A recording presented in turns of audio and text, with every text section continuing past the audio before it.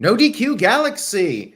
We are live with a recap of AEW Dynamite for Wednesday, August 9th, 2023, as we continue on the road to All In August 27th, Wembley Stadium. Nearly 80,000 fans will be in attendance, probably more as we get closer and more tickets are sold. We opened up Dynamite with a promo segment. We had the Jericho Appreciation Society mandatory meeting. One by one, every member of the J.A.S. left Chris Jericho. Daniel Garcia felt that Chris Jericho took advantage of him in their tag team match last week. Cannot choose Jericho anymore. Jake Hager, who's known Jericho the longest, said he liked his hat and does not appreciate Jericho. He walked out. Ty Mello said that she's pregnant now, and when she comes back next year, she will succeed without Jericho's help. She quit. Anna Jay said she was going to win the AEW Women's title against Hikaru Shida on Dynamite, and it's not about Chris Jericho. Then Cool Hand Angelo Parker said he has nothing to give Jericho. Daddy Magic said that Jericho was his childhood hero, helped bring him to AEW. However, he's starting to understand why guys like Eddie Kingston and Kevin Steen hate his guts. He walked off. Sammy Guevara was the last man in the ring. Sammy said he's loyal. He's not going to completely walk out on Jericho. Instead, if Jericho works everything out, maybe he'll be there. And then he did leave. For now, it looks like the Jericho Appreciation Society could be finished. Backstage, Don Callis approached Chris Jericho. Jericho said that he has an answer regarding possibly joining the Don Callis family, but we will have to find out that answer on next week's show. Good segment here. I liked it. Now we find out next week, what is the fate of Chris Jericho? Where's he going? What's he doing? Next week, he'll give us that answer. Building Nexus sent in a $2 super chat. Thank you for that. Says the J.A.S. is not fine. Not fine as of now. Could they reunite? That remains to be seen. Definitely feels like they're moving in a different direction. But is Jericho going to join Don Callis? Will he go off on his own? Will he leave and do some concerts with Fozzy? Again, we'll get those answers perhaps on next week's show. We had footage of the FTR challenge to the Young Bucks for All In that took place on Collision. And then we had the Young Bucks going up against the Hardy Boys in a back and forth match. These two teams know each other very well. It was a competitive match here, and the Bucks busted out the 3D to try and beat the Hardys, but Jeff Hardy kicked out. The Hardys delivered dueling twist of fates. Jeff Hardy came off the top with the swanton to Nick, but Matt broke it up. Matt and Nick recovered, hit the BTE trigger on Matt, and scored the victory. No real surprise here with the obvious FTR match coming up. Matt Hardy takes the fall. Again, no real surprise. Match was good, but nothing too special. Fairly standard tag team match. After it was over, the Bucks got on the mic, and all they had to do was just say the initials FTR, and guess what? FTR, pretty much on cue, came down to the ring And the challenge was officially accepted for All In. AEW Tag Team titles, the rubber match. Young Bucks versus FTR at Wembley Stadium. You damn well know that these guys are going to try and put on the best tag team match of all time. With 80,000 people, they're truly going to go all out. I'm really intrigued to see what they can pull off here. Maybe this match was fairly basic with the Hardys because Young Bucks gotta rest up and not go too crazy before All In, which I do not blame them if that's the case. Now, a few comments here about the J.A.S. members. The one thing about breaking up the J.A.S. is, will these guys be able to have significant roles on their own? Sometimes guys can get lost in the shuffle, and that's why they may be put in a group, hence the J.A.S. You look at the mogul affiliates or the embassy, whatever they're called. You throw a bunch of guys in there so they get TV time. What is going to happen with the J.A.S. members? We will talk about Anna J and 2.0 here in just a few moments, so stay tuned for that. We had footage of Adam Cole and MJF at a trampoline park. MJF did not want to be there, so he just did his own thing, and that was throwing balls at kids, those dodgeballs, hitting them as hard as he could, knocking several of them down. Adam Cole was not too happy about this, but then a little girl came up to them, called them nerds, flipped them off, and that's when Adam Cole gave the green light and MJF threw the ball at her. Pretty entertaining stuff here. It was a bit over the top, but I enjoyed it. I thought it was funny. We had footage shown of the parking lot brawl between the BCC and the Best Friends. BCC won that match, and they cut a promo backstage about how they hoped the Best Friends learned a lesson. Claudio brought up how Pac is getting what he deserves for double-crossing them. Moxley said that they don't fear death because death fears them. We then had an FTW Championship match. We had RVD versus Jack Perry.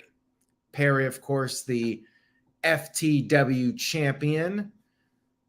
Good match here, considering RVD is fairly inactive these days. He did all of his signature moves, did the Rolling Thunder. We had chairs. This was FTW rules, so they could use weapons. RVD used a chair to deliver the Rolling Thunder. RVD did his spinning leg drop off the apron onto Jack Perry, who was hanging on the barricade. And then the referee got taken out. Jack Perry threw a chair, RVD ducked, and the referee got hit.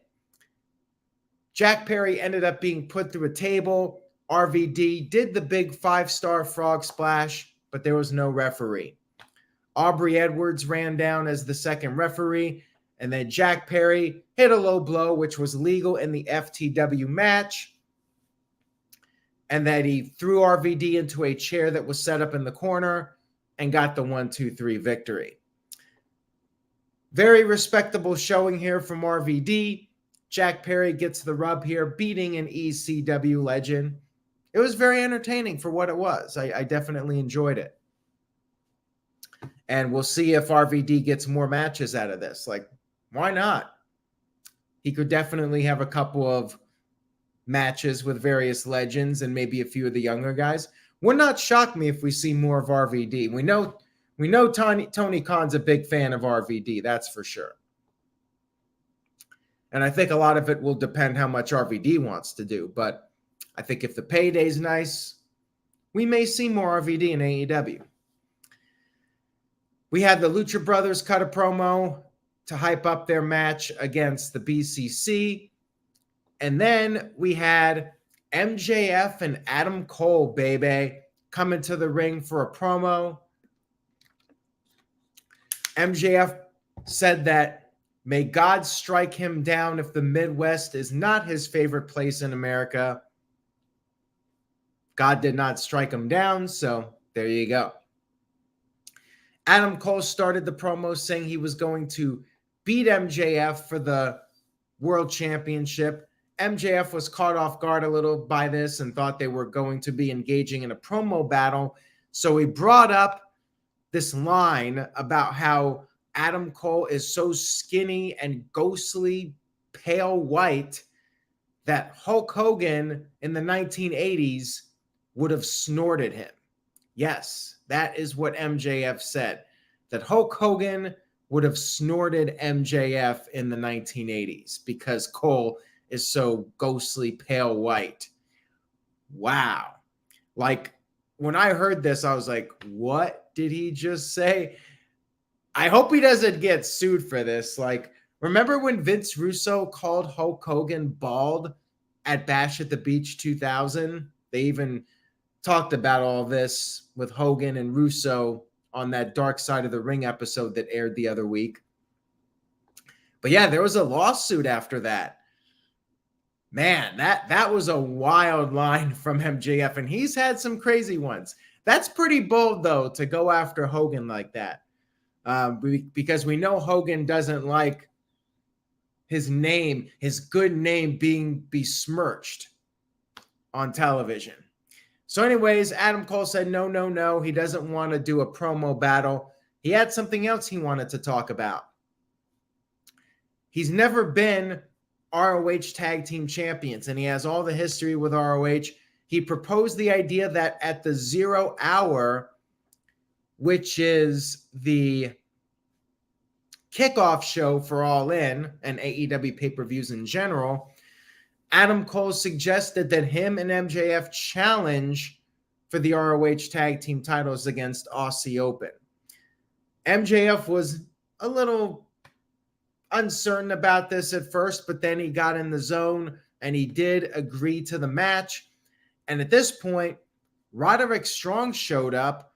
Roderick Strong is very upset with all this, not happy that Cole wants to team with MJF again instead of teaming with him. MJF said that Roderick Strong should do what any sad white guy does. He should go to his house, go up to his bedroom, start crying in his Hello Kitty pillow, and put on Taylor Swift's Shake It Off song because he's a bland bitch. Strong said maybe the Kingdom is right. Maybe Adam Cole never really was his best friend. You had the Kingdom, Matt Tavern and Taven, whatever his name is, and the other guy, Mike Bennett.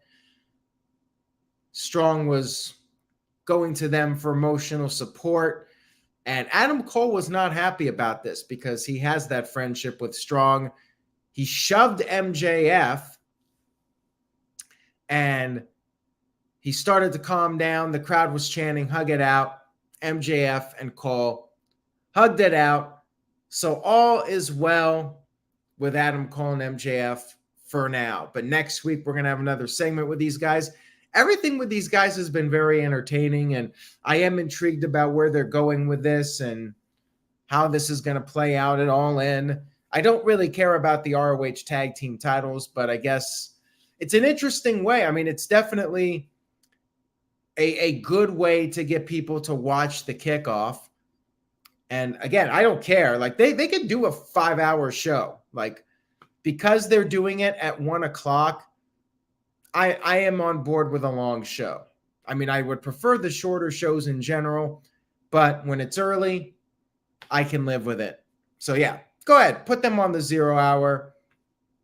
Sets up the pay-per-view. I think it's a good idea.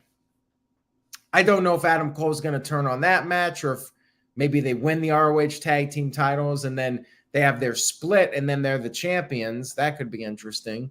So we'll see what happens. I mean, there's definitely several ways this can go at All In. We had the Blackpool Combat Club, Jon Moxley and Claudio versus the Lucha Brothers. The Lucha Brothers were coming in with a plan. They attacked the BCC from behind. They did their big dives, built up some momentum, but then Wheeler Yuta took a cheap shot, and that's when the BCC took control. But Rey Fenix stayed in the fight. He kicked out of multiple moves, a cutter, a spike pile driver, and then Penta finally got a hot tag. Things started to break down. Everybody was down. Crowd chanted, "This is awesome." Moxley and Penta chopped the hell out of each other. They went back and forth. And then the Lucha Brothers delivered a spike pile driver of their own. But then Wheeler Yuta interfered again. Alex, who was on the outside, stopped Yuta.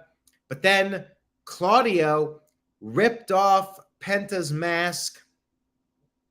Moxley rolled up Penta, grabbed the tights, and scored the 1-2-3 victory.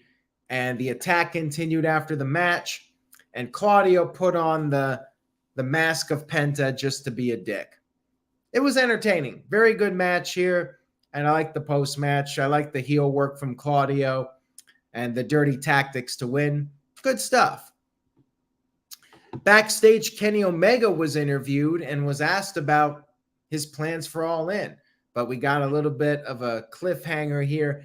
Kenny Omega said next week he is going to speak with Jim Ross, and he'll address his future, and he'll address All In. As of now, we do not have an answer. Matthew says Moxley did not bleed. I thought Moxley was bleeding from the arm or something. I don't think he was bleeding in the face, but I do believe there was some kind of blood in that match. And there was definitely blood in that parking lot fight. Lots of blood from multiple people. We had Swerve Strickland with the Mogul Embassy talking about how they put the fear of God in Nick Wayne when they went to Seattle and beat up Nick Wayne in his little garage with his ring. AR Fox called out Darby Allin. Darby showed up, said he tried to help out Fox, despite what Fox was claiming that Darby did nothing to help him get into AEW. Darby claimed that Fox never answered him, and the only person that could help Fox was himself. And to Fox's credit, he did get to AEW by himself. Darby gave him props, but said that while Fox has some new friends, Darby has friends as well. And that's when the lights went out and Sting showed up. Tony Schiavone lost his shit. Sting with the baseball bat took out everybody and pointed the bat at the All In graphic on the screen.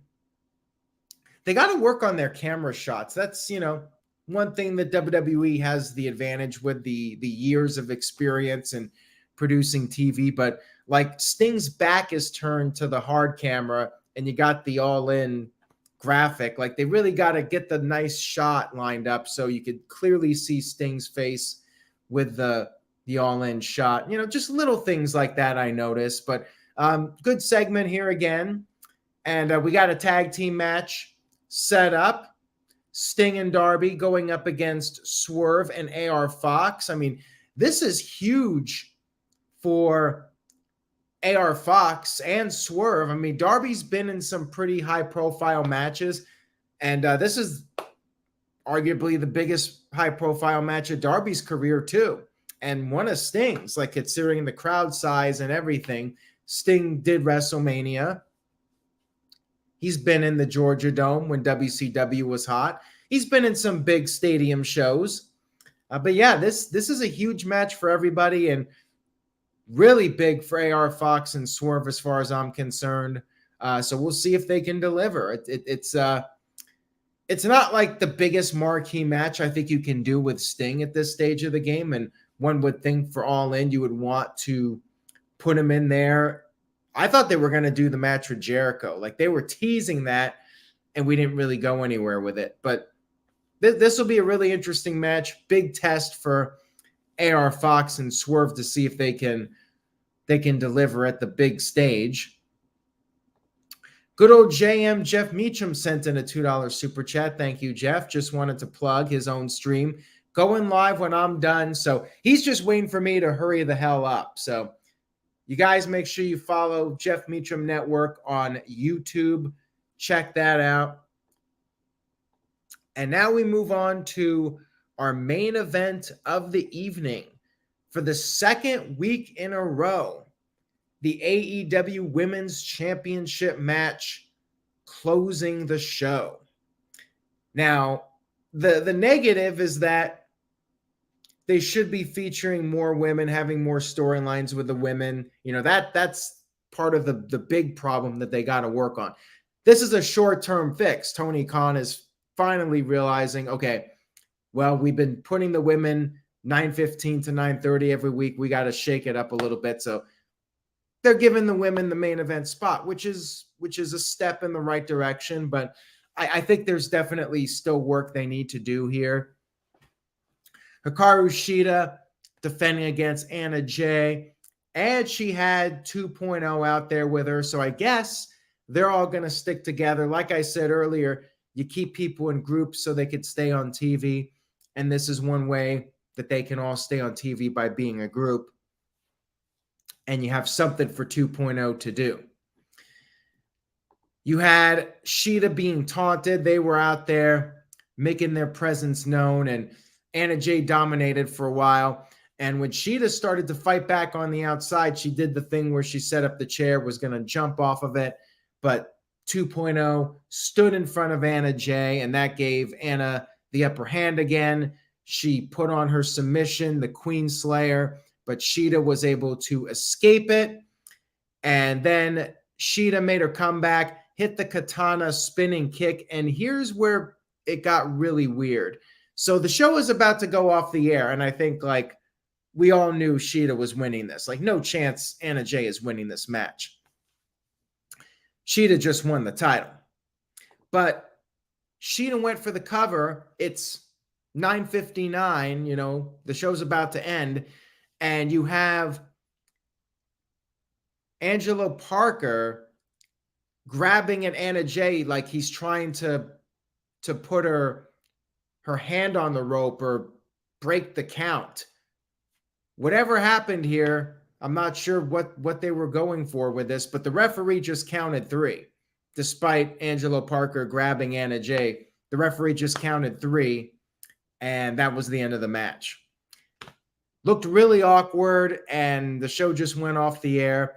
So it was a flat ending to the show, in my opinion. I really am not sure what they were going with here, but I mean, I expected Shida to win, and I thought it was going to be the end of the match, and then Angelo Parker was doing something, and then the referee counted 3, and it was the end of the match. Very weird. Rough ending to the show.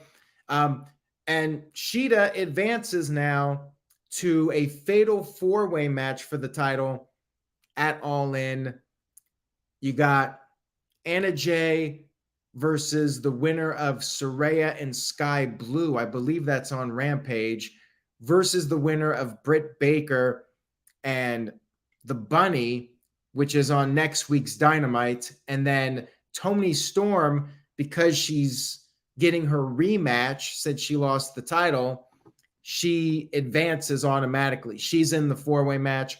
Shida won, so she's also in the 4-way match. And I mean, it's in London. Saraya's winning.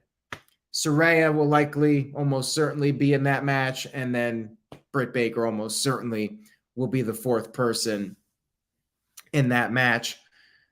I would have preferred Shida versus Saraya one-on-one, honestly, because I think a one-on-one match would be more intriguing. But then if you do that, Saraya's probably going to be the babyface in the match. So maybe they wanted to do a 4-way so Shida doesn't get booed as heavily. Like with a 4-way match, people can boo the others. They could boo Tony Storm. They can boo Britt Baker, which they might.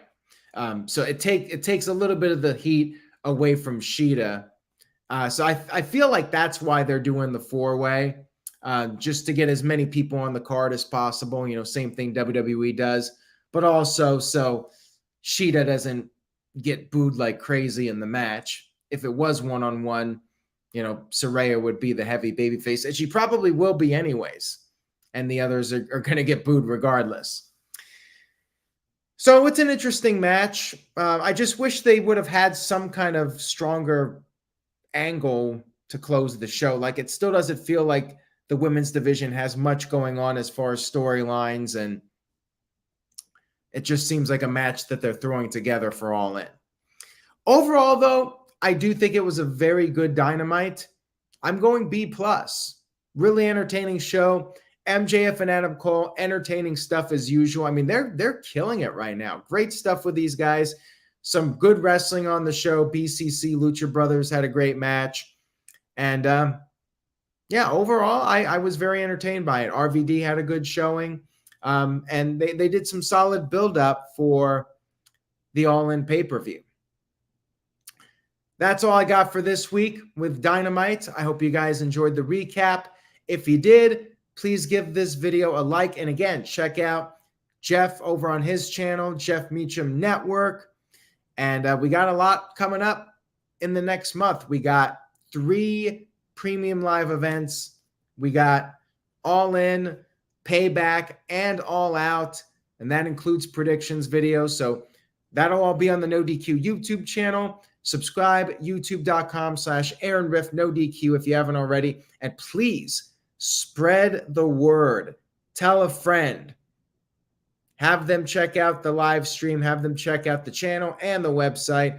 Anything you can do to help spread the word would be very much appreciated. Take it easy, everybody, is what I was trying to say. Take it easy. Have a great rest of your week.